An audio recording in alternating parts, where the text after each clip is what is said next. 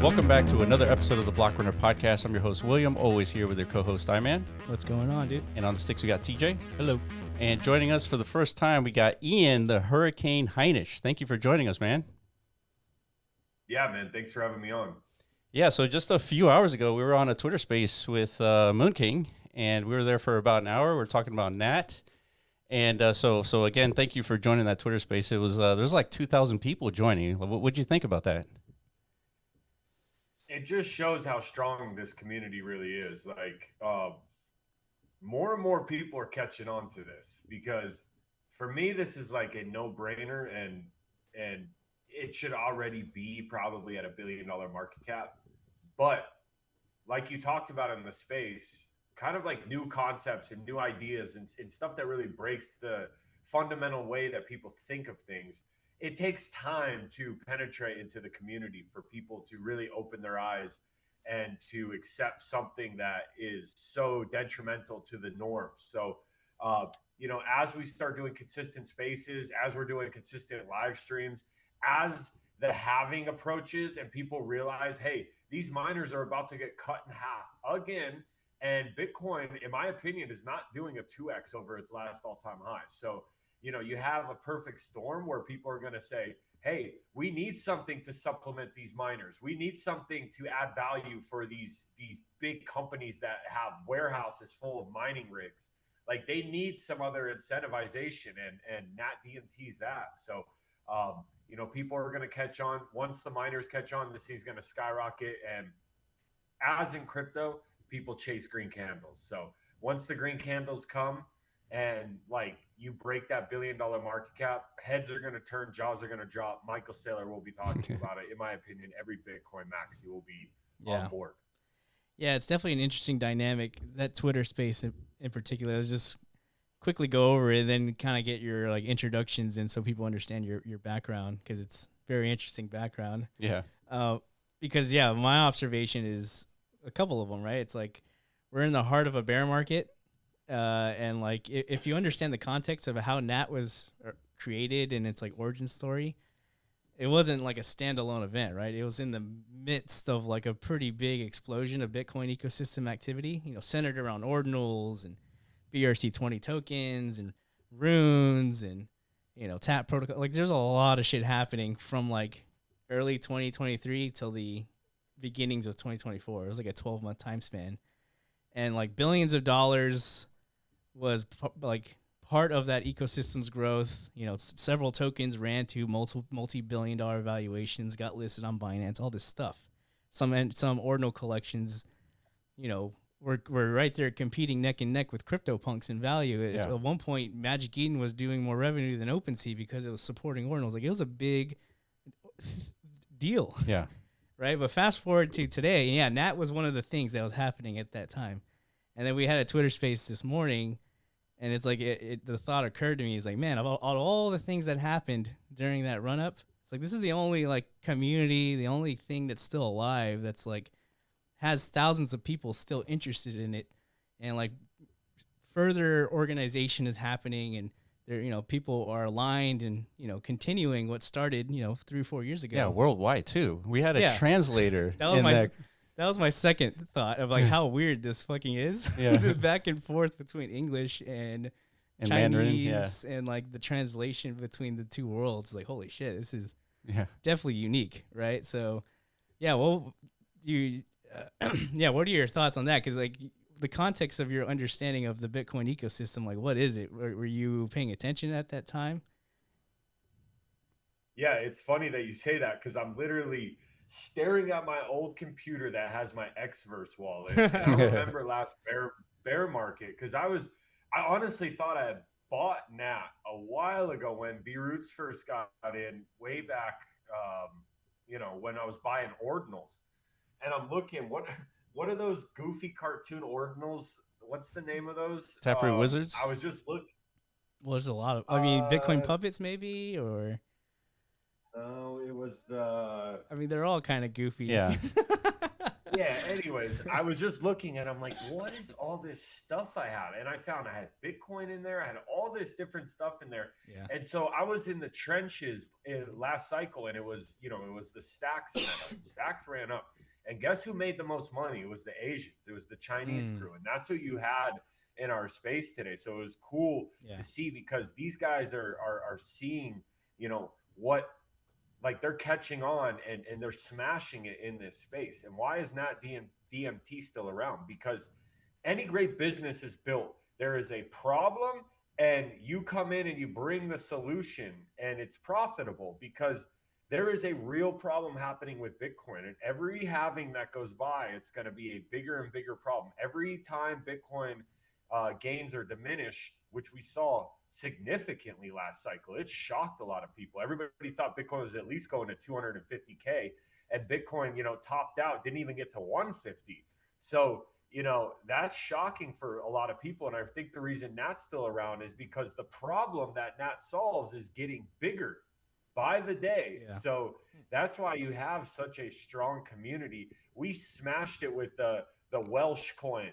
I didn't do that good on ordinals just because I'm bad at NFTs. I usually just end up collecting them and forgetting about them. But I still have the ordinals, and these guys smashed it. Like, stacks ran up. But now we come back to this next bear market, and the problem is still here. It's actually even bigger, that Bitcoin needs it needs NAT. It needs something to incentivize the miners to keep going. And that's why you see the same community rally. You saw NAT break $100 million market cap, and you see the community stronger than ever, because the problem continues to grow and the solution is still here in everybody's face. They just have to open their eyes to it. Yeah, I'm really glad you said that, Ian, because what you've outlined here is not exactly obvious for people to see, especially because Bitcoin is dealing with like this this sort of like faith-based security. They're sort of just like believe in Bitcoin without recognizing some of the issues it has, and I think it increases the problem that people are less likely to look for problems. And when you do that, you start become complacent, and that complacency has never done well for any other asset in history of humanity. And so I really appreciate you recognizing that and doing the due diligence for looking into the problem and then finding the solution. So we could talk about NAT a little bit more, but I think we need to kick it off with just understanding a little bit of your background, how you got into crypto in the first place, and we can kick it off from there.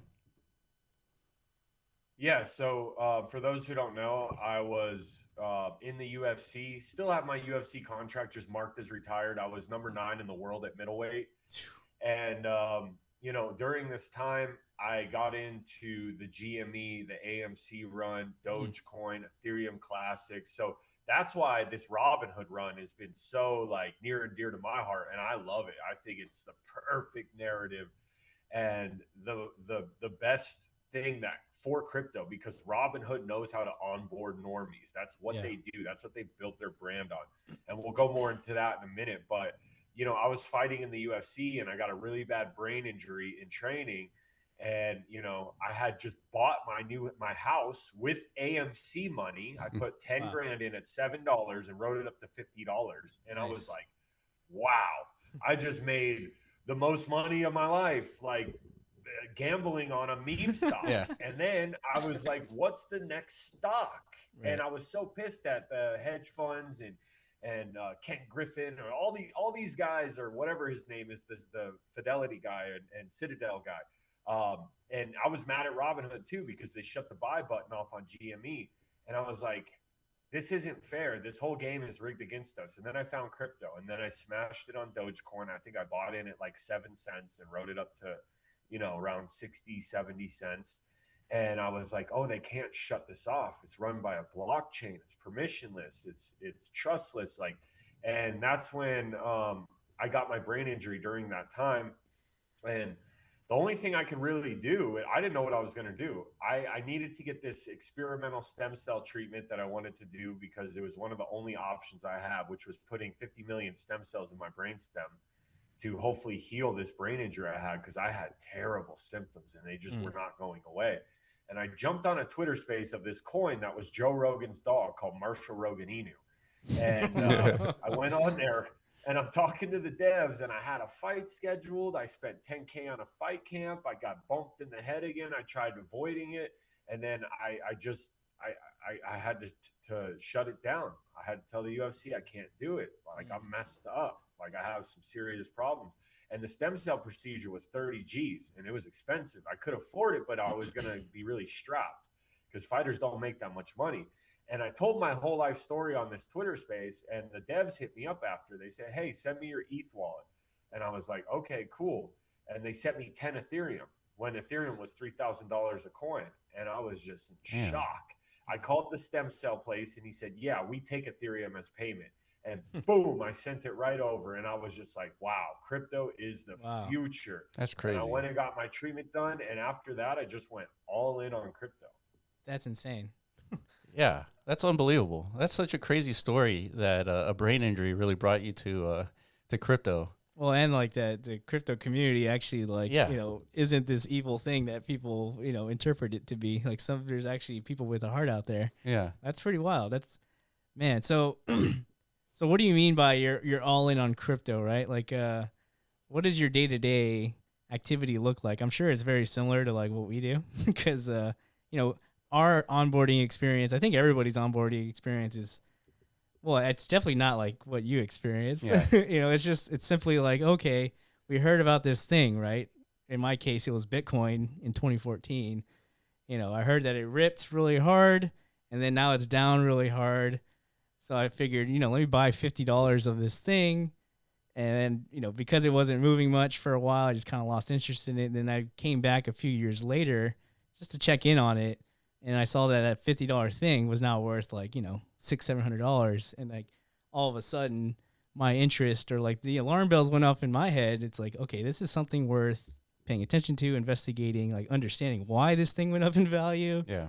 And are there other things out there that are also can go up in value? So that was it for me. That was enough. Like, nobody sent me any money, but I understood like this is a market worth paying attention to because there's opportunity there, right? So from there, we started a podcast together, and it's like in 2019, and ever since then, our whole like purpose in life basically has been like trying an attempt to understand, like what is crypto, what is fundamentally even valuable about it, and like is anybody who's like investing their energy and effort into building things in it, like is it like truly valuable stuff, or is it just people just trying to scam one another? Yeah, it's like, and we're still here like 8 years later. Still uncertain whether we've even answered that question or not, right? But yeah, give me like the whole scope of your thesis behind crypto. Like what keeps you here, right? Because you've been through some ups and downs now. Like, is your conviction still there? Do you feel the same passion you do now than you did, those years ago where it all started for you?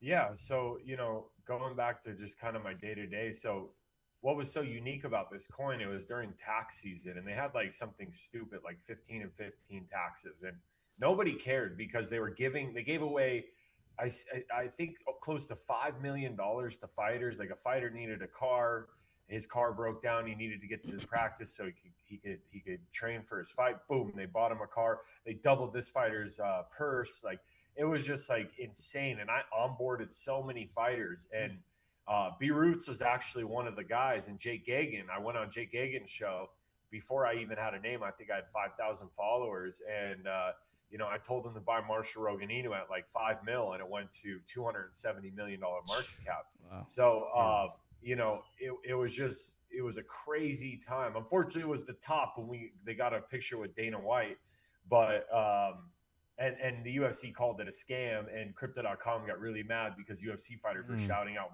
MRI instead of Crypto.com, which was totally taboo. So they called it a scam, and the coin went down. But after that, we started the first crypto Shark Tank show, me, Jake, and B Roots. Jake later left, but it was like the most degen meme coin Shark Tank show. And we found coins that did 100x's, 1000x's. We even got a coin in the bear market at 70K market cap, and it went up to 340 mil. I think it was a 34,000x. And, you know, the show exploded. We got copied by VCs. Killer Whales was a cop off our show. And everybody was trying to make and recreate the Shill Tank, which was like this most insane. And everybody hated meme coins at the time. I mean, they were holding Spaces when Spaces first came out, just talking trash on us. We're the worst scum of crypto. All of these guys who I only talk about real projects because it was after DeFi summer and stuff like that. We only talk about real coins that have value. Yeah. All of those guys switched to talking about strictly meme coins because we were just early to the game as far as the meme coins. So, you know, we do a live stream every Thursday. We still run Shill Tank once in a while when we have sponsors. You know, it doesn't quite have as much power as it used to, but it's still a fun show to find meme coins. And, you know, as far as my thesis on crypto, man, I know that the blockchain is the future because even in the Bible, it says we will be in a one world currency someday at the end of the times. Yep. And, you know, that will be on the blockchain, in my opinion. And you know, I think crypto's good. I think it's a way to change your life and make a ton of money. I think there's a lot of neat things that are getting built on crypto, and there's a lot of copycats, which is really annoying and diluted the market. Like Pumped Up Fun, I think was terrible for the crypto markets in the trenches because you used to have to be a legit dev, and that's why crypto is so diluted right now, and it's so hard to find a runner. And everybody's a Jeet now. Solana really was a rough time for meme coins. Yeah, you could make a lot of gains, but more than likely you're getting scammed over and over again. So that kind of sucked. And that's why I love the Robinhood trenches, because it's like retail got wrecked on perps. Then they came in and got wrecked by the vape cabal and all these crazy scams and Pumped Up Fun.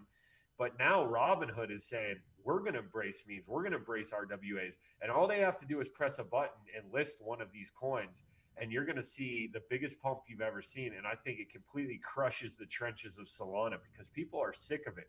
You even see the runners now on Robinhood chain. They run longer. They don't quite have the steam because there's this cabal battle right now happening. But I think Robinhood wins that all day.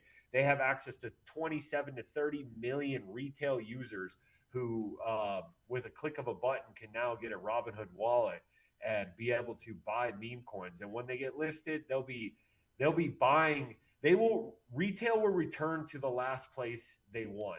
And in my opinion, the last place retail truly won, because I was there, was on Robinhood in 2021 when Dogecoin ran, Ethereum Classic ran, ETH ran, you had GME, you had AMC, and that's where they actually won. Did they round trip it? Probably a lot of them, but they still got a good 5x to 10x. And I don't think they got that many X's on Solana, and especially not on perps, because we saw the market makers just hunting. And if you're a retail trying to come into the perp game, you're going to get wrecked. Mm-hmm. So Ian, give us a little insight on how you find a meme token that you want to support. Like what about it? Like what do you look for in a meme token that you kind of put all your efforts into supporting? Like what is it that you look for? So, you know, I scan the trenches every day on Deck Screener. For me, the biggest thing is narrative. Mm-hmm. If you have the right narrative at the right time, that is something that can skyrocket a coin. Because, you know, even if you have a bunch of cabals and a good dev and a bunch of KOLs promoting it, if it's not a good narrative, it's not something people can relate to or smile or laugh about, it's not really going to do good, in my opinion. It's kind of a fake pump, and we see that happen a lot. It never really ends well. So I always look for the narrative first, and then you got to make sure the token is clean, right? You got to make sure it's not a scam. But when I'm scanning, I'm first looking for narrative. Then I'm making sure you know, it's obviously a safe token to buy the best I can. You know, what's the distribution?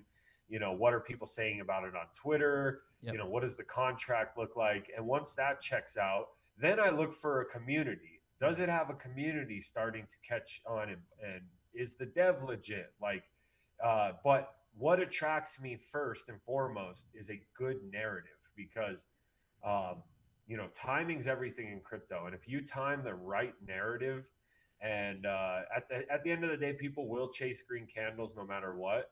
But I think a strong narrative that is relatable and everybody can laugh at, or that could catch on and be talked about by everybody, that is what makes a token get recognized. And then once it's recognized, the community grabs onto it. And once you have a strong community, like that cult-like community, which they talk about all the time, that's what can push a coin so high, because so many people are talking about it. It's in your face all the time. You can't scroll your timeline without seeing somebody talk about it. And you know, that's why I'm so bullish on NAT. Even though it's not a meme coin, it's the same principles. It is a narrative because it is a real life problem, and most people don't see the problem coming. But once they do, once the halving come and it's talked about more, now you have a great narrative coin. And then look at the community. We had thousands of people in a Twitter space on a random Monday, and half of them were Asian. So you have a strong community that's been with them for a long time, that cult style community. And now it just needs to spread like wildfire. And that's when you see those insane jaw dropping X's. Yeah, I was just gonna compare like your thesis with NAT, and I think it's okay to like consider NAT a meme, because if you break it down, Bitcoin can be considered a meme too. Like Bitcoin doesn't have like a particular purpose. It did solve a big problem in computer science with double spend. And then it does something novel, which converts energy into security. That's unlike anything that we've invented before. But Bitcoin doesn't have like a particular use case. I think we give Bitcoin a use case. And right now the use case for Bitcoin is like a store of value. And Satoshi gave it its own use case. It's peer-to-peer cash. But when it comes to NAT, I think the most important thing for NAT is the community, because just like we give value to Bitcoin, we give it value because we believe that it's going to have value right in the future. Sort of like the same reason we believe fiat currency ends up allowing us to purchase food at the grocery store, right? So it's all a measure of belief. And so Bitcoin has a huge network effect. So there's tons of people believing in it. And I think that's part of the reason why people can easily ignore Bitcoin's problems. But once you see that problem, and then you see NAT directly addressing the problem from first principles perspective, it's easy to believe in NAT as well. And I think that's like the major factor for NAT is that belief system. That's why a lot of people do say that NAT is like the second chance at Bitcoin, because a lot of people missed out in Bitcoin. They missed out on the 1,000x return, 10,000x return. But you have that opportunity with NAT because it addresses that big problem within Bitcoin. Yeah, that was what I wanted to interject into the space this morning.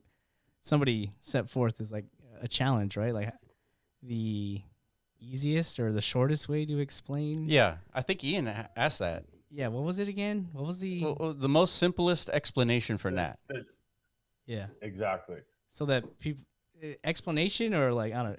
Yeah, all I could think of in that moment was like, you know, the first time a subsidy token was introduced to the Bitcoin network, you know, it ran to $1 trillion valuation over, 15 years. So I was like, this is the second time a subsidy token has been introduced to that same network. Like, what do you think's going to happen over another 15-year time span, right? Because, I mean, to me, like, that's like a palatable, I guess, like interpretation, at least for like a degen, because this is what I struggle with a lot. It's like the communication palette, I guess, that you have to consider whenever you're trying to vocalize what NAT is about, and then like who's listening, right? Because we spent like 2 or 3 years talking about NAT as we were building the infrastructure of it.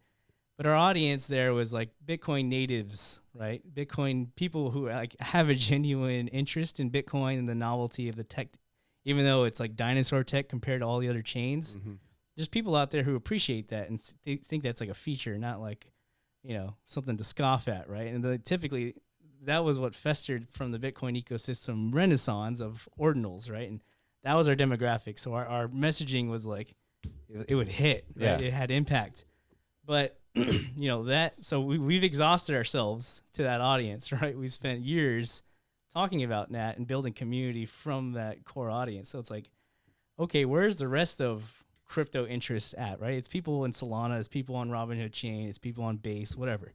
So how do you approach them with the this same product, but in a palatable way that for them to be interested in it, because they don't have that built-in innate curiosity about Bitcoin or interest or whatever, right? So you come at me with like this Bitcoin thing, like automatically I'm already kind of not interested, right? Yeah. It's like you're checking out. Yeah, you're already checking out. I was like, this isn't a Robinhood play. That's right now the trenches are fixated on the Robinhood plays. Like, so like, why are you coming to me at that, right? So yeah, what would be your advice or strategy around that? Like, is it, you are vocal, and we see that, and everybody who's vocal around that is like a G, right? Because we can't do it ourselves. All we have is this platform. We might have like 1,000 or so people tune in every week. Yeah.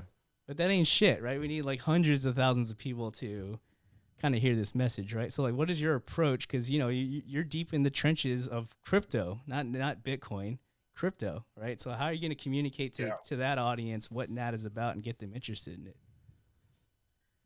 Yeah, whenever you're trying to communicate to someone, you have to hit them with the shock factor, and that is Bitcoin will fail without NAT DMT. And they're like, what?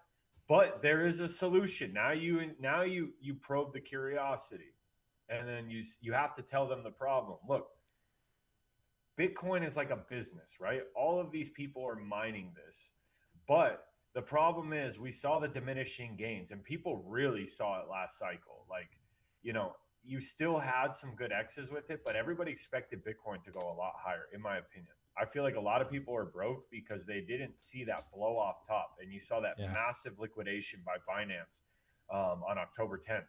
So if you have these miners running and their gains are already being diminished because of price action, and then it's getting cut in half every 4 years, the business is making less and less money. Inflation continues to rise.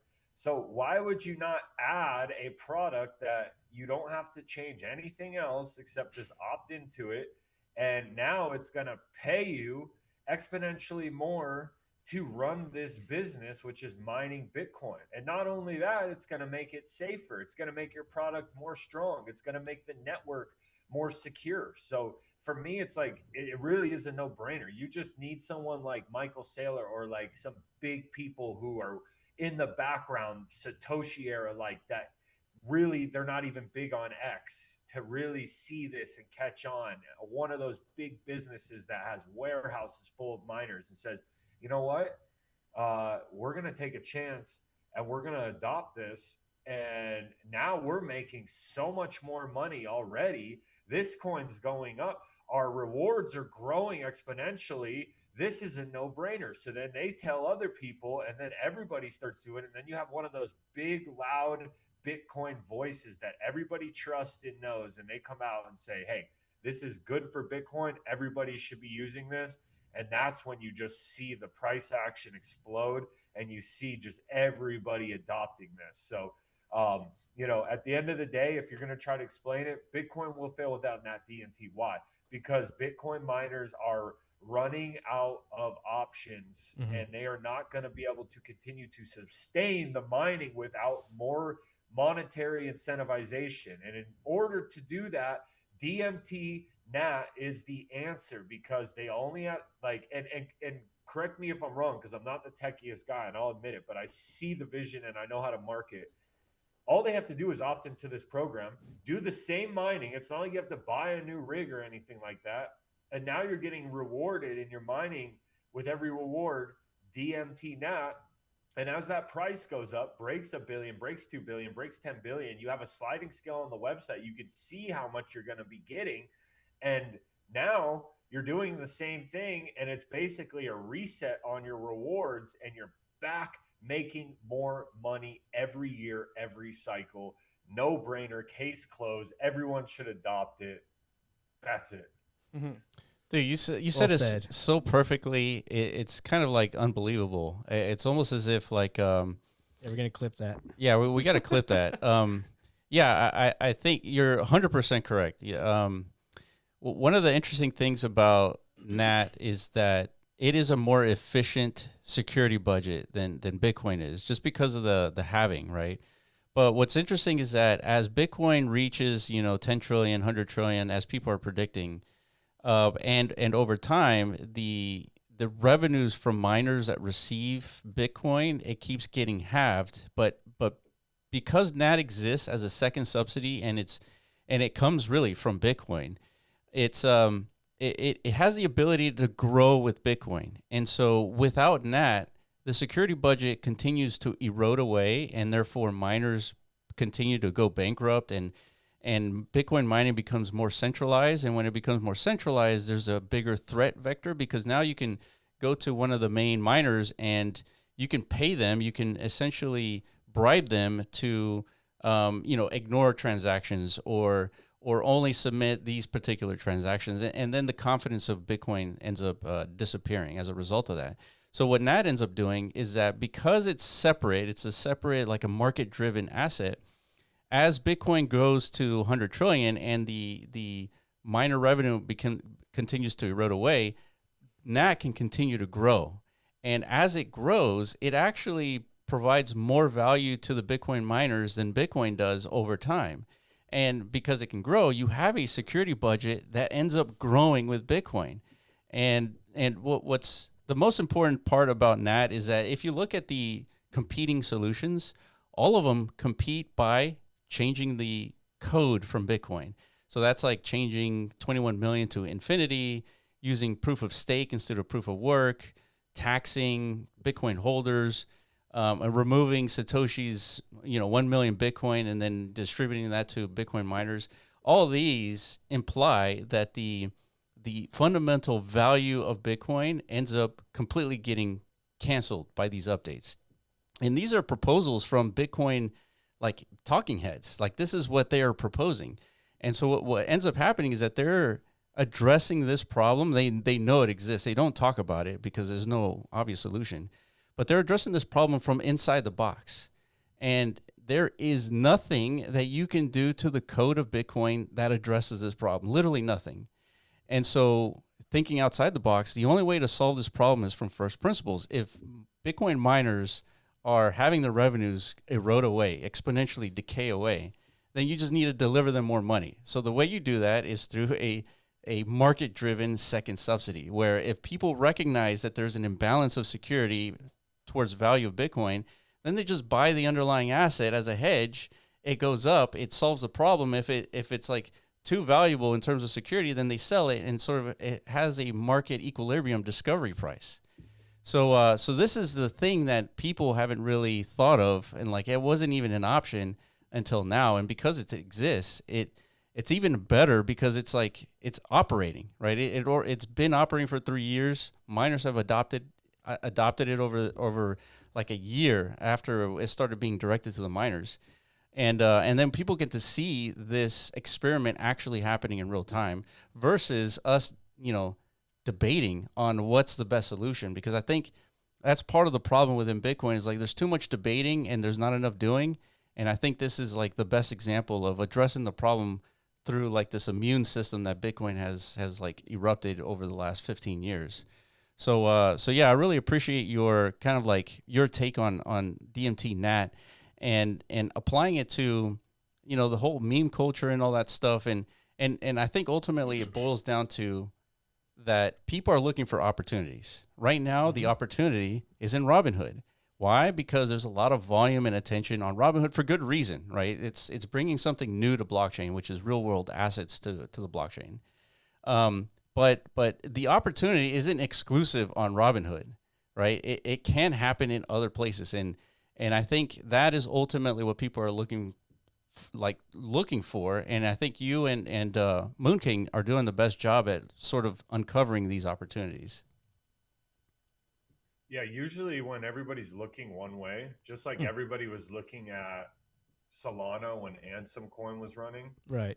And that's what B Roots is so good at, because he's the guy who will not chase. He's the guy who's looking everywhere else to find that opportunity. And those are usually the biggest opportunities, right? If you were buying coins on Robinhood when they were all sitting at zero and there was the most obvious narratives like GME, AMC, Cash Cat, Tendies, all of these coins were launched right around June 16th, June 17th, and they all mooned. And you could have been buying them under 100K market cap. And that's what the smart people were doing. And just like right now, everybody's looking at meme coins and RWAs, but there is a narrative so strong. And if we follow the cycles, last cycle, what kicked off the bull market? It was the Stacks run. They have meme coins on Stacks. Generational Welsh. It was a corgi dog. It went to like $150 million market cap, and it was on Stacks. And then you had the Ordinal run on there. So, it's such a good point. All those other solutions to helping Bitcoin are terrible, and they go against everything, all the principles of the Bitcoin OGs, of the creation of Bitcoin, of Satoshi himself. And this with DMT NAT, it's tried and true. It's been around for a while. And this was a question I have for you guys. If I'm a miner, how do I opt into getting rewards from NAT? Like, what, like, do I just go on the website and just that was one question that I had. Like, how easy is it for me to say, yeah, I like the idea, I want to be part of this? What do they have to do? Yeah. So really good question. It's fairly simple. So whenever you're mining Bitcoin, there's a wallet called the Coinbase wallet, right? That's where Coinbase got the name. And so this Coinbase wallet is the wallet where when you mine Bitcoin, the Bitcoin that you've been awarded gets assigned to that address. And so what happens with NAT is that same wallet is the one that receives the DMT NAT. So where does the number come from? I don't know how deep you went into the research, but DMT NAT is called non-arbitrary token for a reason. And the reason is because it looks at a particular field on Bitcoin, and that field is called the bits field. And so what the bits field does for Bitcoin, it is the numerical representation of the difficulty adjustment. So this number goes down as the hash rate of Bitcoin goes up. So this target ends up getting small. Think of like a bullseye target. This target ends up getting smaller and smaller to hit for miners to win a block. The target gets smaller when the hash rate goes up.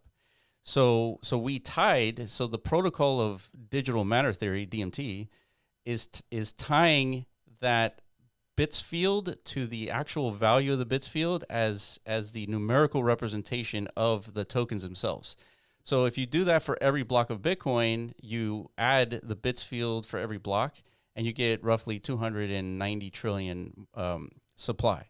And so that's why it's non-arbitrary, is because it's just embedded into Bitcoin. So now, and whenever a new block gets added, new Bitcoin gets generated, and therefore new DMT NAT gets generated. So when Bitcoin gets generated, it gets sent to the Coinbase wallet, and then DMT NAT also gets sent to the Coinbase wallet. So your question is, how do you actually engage with it? What do you have to do? So Tap Protocol is how we built this whole thing, right? It is built on top of Tap Protocol, and Tap Protocol is like a version of BRC20, but with more capabilities. That's how we're able to do what we're doing. NAT is the only inflationary token in the whole Bitcoin ecosystem. So the way that you engage with this token is the Bitcoin miners need to submit a transaction on Bitcoin, which is essentially an ordinal inscription that unlocks the DMT NAT that's embedded into the Coinbase. And once it's unlocked, it's one transaction. And then you do a second transaction to actually move that DMT NAT into like an Xverse wallet or Tap wallet, whatever wallet supports ordinal inscriptions. And so now that it's moved, essentially what happens is the Bitcoin miners have understood the Tap protocol. They've implemented the Tap protocol, and now they can move DMT NAT and therefore sell it. And so there's already miners who have done this, and there's 5 miners who've done this, and 2 of them have went a step further, and they're not only receiving DMT NAT, but they're distributing to their pool participants. And so that's Spider Pool and F2Pool who have done that. So hopefully that answers the question. It's a little bit technical, but it's fairly easy if you kind of understand how UTXOs work on Bitcoin. Yeah, no, I don't understand that, but it makes sense. It's basically just approving a transaction, doing Pretty much that, and you're just showing the code that you want to receive. Yeah, yeah, pretty NAT. much. Yeah, pretty much. So it's like so the way that BRC20s work and Tap Protocol works, they it's called the account based system, very similar to Ethereum. So it's basically an address that holds a X amount of tokens. And so the only way to move that X amount of tokens is you have to submit a transaction on the Bitcoin network saying that I want to move X amount. And then once that transaction is submitted, then you can move that asset to the other wallet, and then that's how you transfer these assets. So it's basically like signaling what you want to do on the blockchain itself to actually move these assets. So it's fairly easy, but it does require the Bitcoin miners to first understand the Tap protocol, but implementation is like not that big of a deal. So as far as marketing, could you like go out to these big mining companies and be like, hey, I want to talk to the CEO, and have like a one pager and be like, Yeah. why don't you do this? Yeah, so a lot the miners that support NAT, they've already been sort of like DMT pilled, and so they get it. And I've spoken to miners who haven't necessarily adopted NAT yet. They're a lot smaller miners, but once I give them the pitch, they're on full support. They 100% agree that the industry needs something like a DMT NAT in order to sustain long term, because they know Bitcoin cannot exponentially grow forever. So the issue with this is more of like when you talk to these miners, you're not necessarily talking to the CEO of the miners, and the CEO is the one who really understands like the issue. And so there's a bit of a business like development that needs to occur, and then there's more of like an educational like process that needs to happen in order for these miners to actually engage. But you're 100% right. Whenever there's these conventions with Bitcoin miners, that is like the place to be. But ultimately, the crux of the solution really is on the community first recognizing the problem and then recognizing the solution. And it's sort of like market-driven forces. Once the market sort of adopts a solution, the technicalities, the infrastructure providers, they sort of manage their way to end up supporting it. And so I think it's like you think that you would need to go to miners first in order to get this like adopted, but really it has to start with the community. Once the community grows and the awareness grows, attention grows, then Bitcoin miners ends up adopting. And that's exactly what's happened with these 5 miners supporting it. Man, it just makes me think, because like I love doing boots on the ground type networking and promoting and marketing. It would probably be smart. I'm actually looking when the next Bitcoin conference is, to fully rent out a booth and see if you can be one of the keynote speakers down there as well, and bring one of the OG techie, like one of you guys for sure could do it. And yeah, that would be really interesting to go out there, even if we pulled together like a wallet from the community. Because I think once, there's obviously some big boys behind this that see the vision. So I don't think anyone would have an issue either self-funding this or something like that, where we could go and we could hit these August 27th in Hong Kong. They're doing a Bitcoin conference for Bitcoin Asia. So those Asian brothers out there, listen, they should totally be all over this, having maybe even reaching out and whatever that cost, or whoever they got to know to get in there. I think this would be a very interesting presentation, especially if you labeled it "Bitcoin will die without DMT NAT." Yeah. And that's going to be like the shock. People will be mad about it. Some people will be interested. And we're doing our part. I think on Twitter, with us doing these spaces, everybody's looking at these spaces. Why is there thousands of people in there? Why are they translating in Mandarin? Like, I saw so many people in there, and just hearing that, you don't hear that on spaces a lot. So it's just like, wow, we're actually bridging the two continents, and you don't see that often. Sometimes in meme coins, you get the Asian meme coins that come out, and there's the North Americans that are in it as well. But if we really bridge that community, which we're doing as we speak, and then we're boots on the ground at these Bitcoin conferences, like, it's just a matter of time, in my opinion, that you know, people will see this as the ultimate solution to save Bitcoin and to keep Bitcoin's principles solid and to keep miners running, and actually to incentivize more people to start mining, because it'll be the next gold rush of mining, because totally mining agree. is slowly dying off. And those mining conferences, you see it, they're trying to find ways to keep the the power down, because we know energy costs are on the rise. So we have to, something's got to break, because you have Bitcoin with diminishing gains, you have the rewards cutting in half, and you have energy costs skyrocketing. Plus, you have inflation going through the roof. Like, there has to be a secondary influx of monetary incentivization and rewards. And you know, we did the moon math the other day. If they watch that and saw a presentation of that and see how easy it is, like with the liquidity pools on NAT, if a couple Bitcoin OG Satoshi Wells said, yeah, let's adopt this, let's throw some big money in this, this is my second chance at Bitcoin, we want this to succeed, because then I'm going to continue to my value, my net worth is going to continue to rise. I think it's a matter of time before one of these real whales, not Ethereum whales, not Solana whales, a Bitcoin whale and a group of them comes in. And you probably never seen a green candle when these guys come in, because it's going to be like boom, boom, boom, boom. And, you know, there's miners across the entire world, and everyone's going to want to adopt this. Yeah, there's a couple of tailwinds when it comes to this particular solution that I find interesting. Is that when you look at DMT NAT, there's this this tailwind where when you look at the competing solutions, which is altering Bitcoin, which breaks, you know, the principles of Bitcoin, and then you look at DMT NAT, the one difference, the biggest difference between those competitors and DMT NAT is that none of the competing solutions make anyone any money. None of them. And NAT ends up making a lot of people a lot of money if it is adopted as a solution. And really, when you kind of play this out in reality, the one that ends up making money for people tends to be the one that people adopt. Yeah, makes sense to me. Yeah. And so what's funny is, in addition to what you're saying, Ian, is that DMT NAT is the most frictionless solution to this big problem.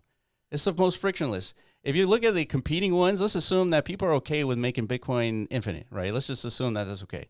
People, you need to update the code, and then you need to have consensus in that code, and people need to adopt it. And then Michael Saylor needs to be okay with it, right? After having about 1 million Bitcoin, he needs to be okay with making Bitcoin infinite, right? And so these things are very, very unlikely. And then you have DMT NATs, like all you got to do is literally buy the thing. If you buy it, you solve the problem. Michael Saylor's happy. All the Bitcoin OGs who have been complacent, they end up being right and staying complacent, but really Bitcoin was right because of the immune system ended up addressing the problem in the most efficient way. And so these are things that, you know, change. Go ahead, Ian. No, go ahead.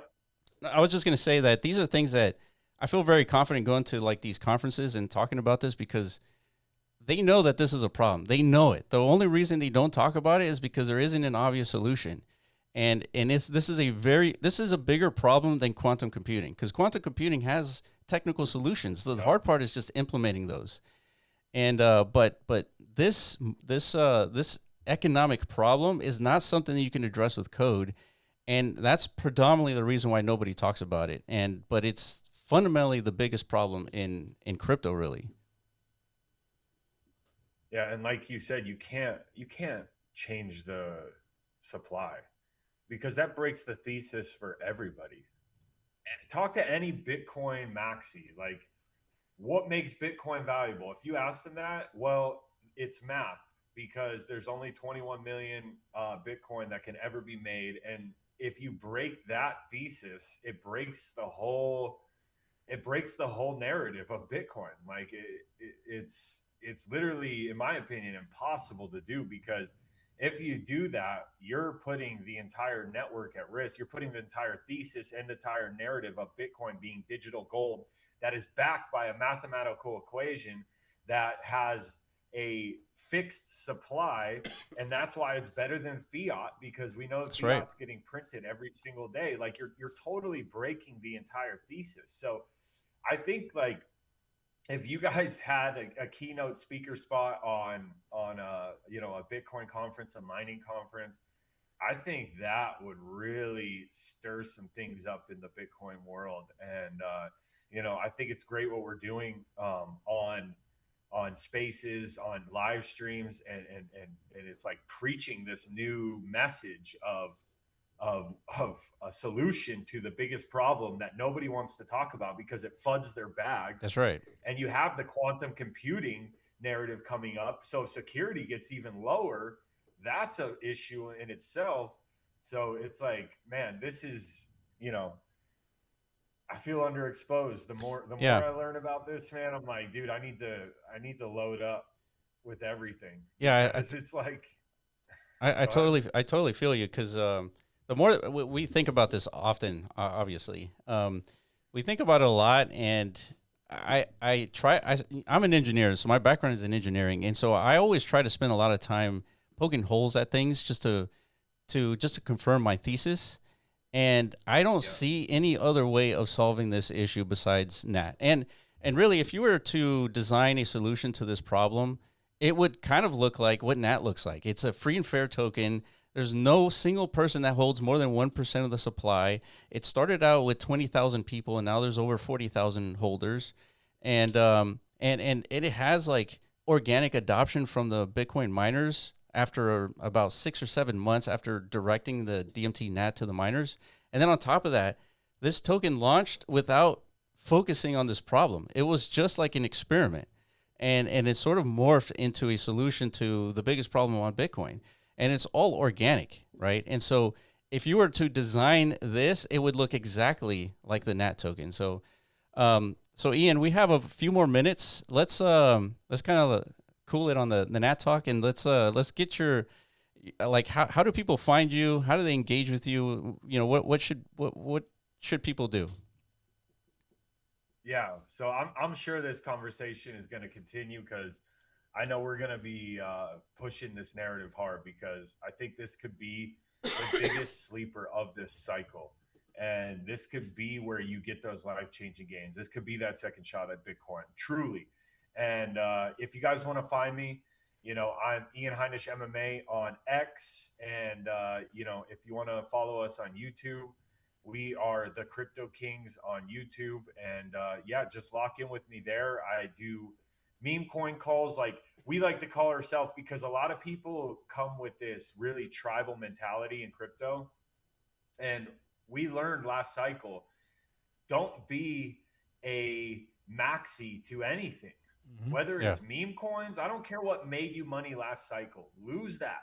Lose that. Like, you have to have short term mentality. This is why I can relate to fighting so much, because in fighting, you have, first off, it's high risk, high reward, which I love about crypto, because that is truly the space we're in. You're taking a high risk on something that could be a reward that financially sets you free for life.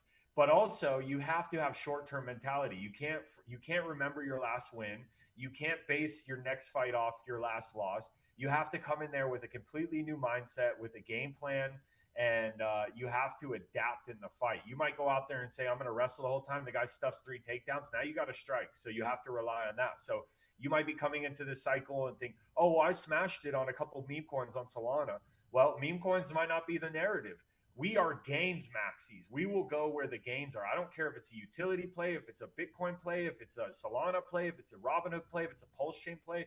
No, I don't care. I'm looking for the X's, and I'm ready to attack.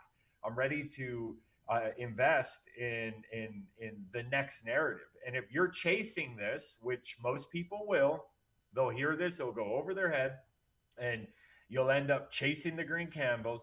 That's when you're usually not going to make that life-changing money. Usually you end up buying tops. I think even if you bought into this late, this is such a strong narrative that, even $1 billion market cap, in my opinion, is not late to this. So, you want to be early to the jump, and we are still so early, even though this protocol is 3 years old.